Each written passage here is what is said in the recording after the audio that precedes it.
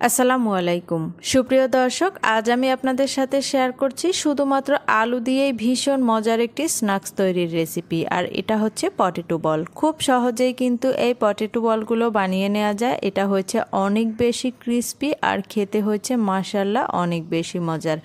কোনো রকম বাড়তি মশলা ছাড়াই কিন্তু আপনারা এই পটেটো বলসগুলো তৈরি করে নিতে পারেন। ছোট বড় সবাই তো খেতে অনেক বেশি পছন্দ করবে। আর যখন বানাবেন তখন একটু বেশি পরিমাণে বানিয়ে নিয়ে, না হয় কিন্তু পরবর্তীতে এটা নিয়ে কাড়াকাড়ি লেগে যাবে। আশা করছি আজকের রেসিপিটিও আপনাদের ভালো লাগবে। ভালো লাগলে অবশ্যই আমার Facebook page follow, YouTube channel subscribe করে চ্যানেলের সাথেই থাকার অনুরোধ রইল। তো চলুন মূল রেসিপি দেখে নেওয়া যাক। প্রথমে আমি এখানে প্রায় 5টি আলু খোসা ছাড়িয়ে ধুয়ে পরিষ্কার করে নিয়েছি।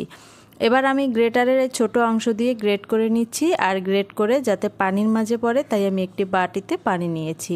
অবশ্যই কিন্তু গ্রেট করে আলুর এই কুচিগুলো পানির মাঝে নিয়ে নিতে হবে, না হয় কিন্তু কালো হয়ে যাবে। এবার আমি গ্রেট করে নেওয়া আলুগুলো ধুয়ে নিচ্ছি। আমি কিন্তু সবগুলো আলু একইভাবে গ্রেট করে নিয়েছি। আমি প্রায় পানি চেঞ্জ করে 5 থেকে 6 বার এই আলুগুলোকে ধুয়ে নেব, যাতে সুন্দরভাবে ধোয়া হয়। তো আলুগুলোকে কিন্তু খুব সুন্দরভাবে ধুয়ে নিয়ে তারপরে স্ট্রেনারের উপর নিয়েছি, যাতে পানিটা ঝরে যায়। এবার আমি এভাবে হাত দিয়ে চেপে পানিগুলো ফেলে দিচ্ছি। হাত দিয়ে চেপে চেপে কিন্তু সুন্দরভাবে পানিটা ফেলে দিতে হবে। সবগুলো আলু কুচি কিন্তু আমি একইভাবে পানিটা চেপে তারপরে ফেলে দিয়েছি।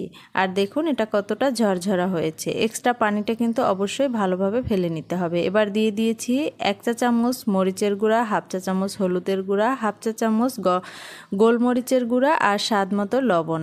এখন দিয়ে দিচ্ছি 1/4 কাপ পরিমাণ কর্নফ্লাওয়ার। এখানে কর্নফ্লাওয়ারই দিতে হবে, অন্য কোনো কিছু দিলে হবে না। এবার আমি হাত দিয়ে ভালোভাবে মিশিয়ে নিচ্ছি। প্রথমে দেখতে মনে হচ্ছে আলুগুলো ঝরঝরা, তো এটা মাখতে মাখতে কিন্তু একটা সময় দেখা যাবে এরকমের একটি বাইন্ডিং চলে এসেছে। এখন আমি হাত দিয়ে গোল গোল বলের শেপ দিয়ে নিচ্ছি এই আলুর মিশ্রণ দিয়ে। আমি কিভাবে বানিয়ে নিচ্ছি সেটা কিন্তু আপনারা দেখেই বুঝতে পারছেন।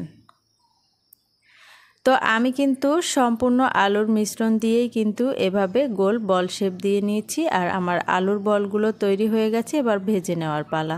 তাই চুলায় প্যান বসিয়ে পর্যাপ্ত পরিমাণ তেল দিয়ে তেলটাকে আমি মিডিয়াম আঁচে গরম করে নিয়ে এর মাঝে একে একে এই আলুর বলগুলো দিয়ে দিয়েছি। চুলার আঁচটা কিন্তু মিডিয়াম আঁচে রেখেই ভেজে নিতে হবে একটু সময় নিয়ে। আমি প্রায় 10 থেকে 12 মিনিট সময় নিয়ে এই আলুর বলগুলোকে ভেজে নিয়েছি। উল্টিয়ে পাল্টিয়ে ভেজে নিয়েছি আর সুন্দর কালার এসেছে। এবার তেল ঝরিয়ে চুলা থেকে নামিয়ে নিচ্ছি। আর চুলার আঁচ কিন্তু মিডিয়ামেই রেখে আমি সবগুলো বল ভেজে নিয়েছি। তো চুলা থেকে নামিয়ে আমি একটি টিস্যু পেপারের উপর তুলে নিয়েছি, যাতে এক্সট্রা তেলটা টিস্যুতে শুষে নিয়ে যায়। এবার আমি পরিবেশন করে নিয়েছি। আর দেখেই বুঝতে পারছেন বলগুলো কতটা সুন্দর হয়েছে এবং লোভনীয় হয়েছে। আর এই বলগুলো কিন্তু অনেক বেশি ক্রিস্পি হয়েছে, খেতে হয়েছে মাশাআল্লাহ অনেক বেশি মজার। চাইলে বাসায় একবার হলেও ট্রাই করে দেখতে পারেন। ছোট বড় সবাই কিন্তু খেতে অনেক বেশি পছন্দ করবে। আর বাড়তি কোনো মশলার ঝামেলা ছাড়া যদি এভাবে নাস্তা বানিয়ে নেওয়া যায় তবে আর কি লাগে।